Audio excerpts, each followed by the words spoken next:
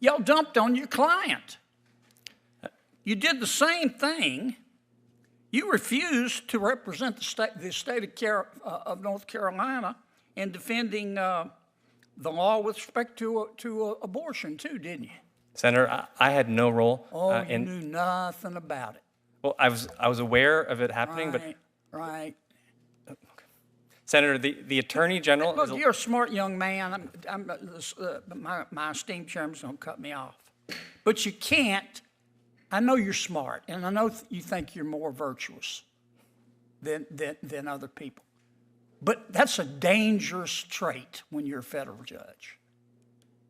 I just don't think you're mature enough to be a federal judge. I don't think you'll follow the law. I think you'll try to bend the law to what you think is right. And that undermines our federal judiciary. And I don't think you've been candid with this committee. You know that, and I know that, and your record knows that. Senator John Kennedy absolutely dismantles judicial nominee Ryan Park during a heated confirmation hearing, accusing him of lying to the committee and deliberately losing cases he was supposed to defend. This isn't your typical political theater. This is a methodical destruction of a legal career built on alleged activist manipulation. In this video, we break down the complete exchange where Kennedy exposes Park's record as North Carolina's Solicitor General, revealing a pattern of abandoning his duty to defend state laws on voter ID, school funding, and abortion.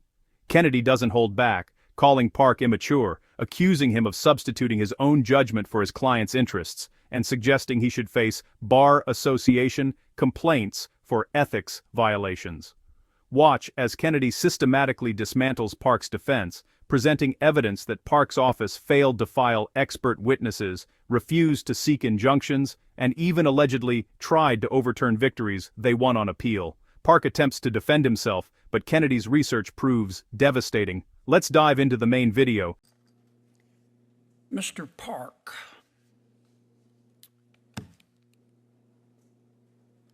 would you lie to this committee to get confirmed? No, Senator. You just did, didn't you? I don't believe so, yeah. I've spent a lot of time studying your record. You're a bright young man. You're an activist, aren't you? Senator, I don't think that's a fair description of my record. Okay. You have a history of substituting your judgment for your client's interests. My impression of your record, and I've studied it carefully, is that when you think you're smarter and more virtuous than your client or the law, you substitute your own judgment. And that's a dangerous thing to do if you're a federal judge. It's a dangerous thing that you have done as a Solicitor General.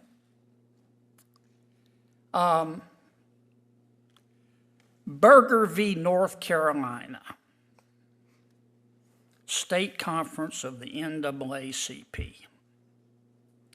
The North Carolina legislature, elected by the people, passed a voter ID law. NAACP, as is its right, filed suit to challenge it. You were supposed to represent the people of North Carolina in the legislature. You dumped on the case, didn't you? You purposely tried to lose, didn't you? Senator, not at all. Well, your opponents, NAACP, filed a multitude of affidavits and expert opinions.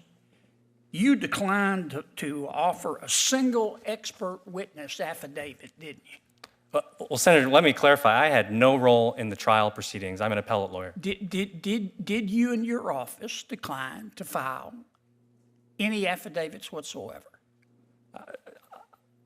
I don't recall, Senator. I believe that is accurate, but again, I was not involved in the case at the time. I checked. You didn't.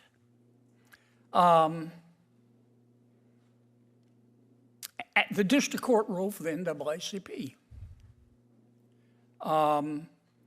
You didn't seek an injunction or a stay, did you? I believe that's correct. Yeah, Yes. I know it's correct. You dumped on the case. Senator, I don't think that's a fair characterization of what happened. I do, and I think the facts bear it out. So then you take it up on appeal. In fact, the leadership in the legislature, because you dumped on the case, they tried to intervene. Said our lawyer is not representing us, for God's sakes. They tried to intervene. The judge said no. So the case goes up on appeal to the Fourth Circuit. The Fourth Circuit reverses the district court, even though you and your colleagues tried to lose the case, and you did. It goes up to the Court of Appeal. Court of Appeal and the Fourth Circuit rules in favor of the state. You're representing the state.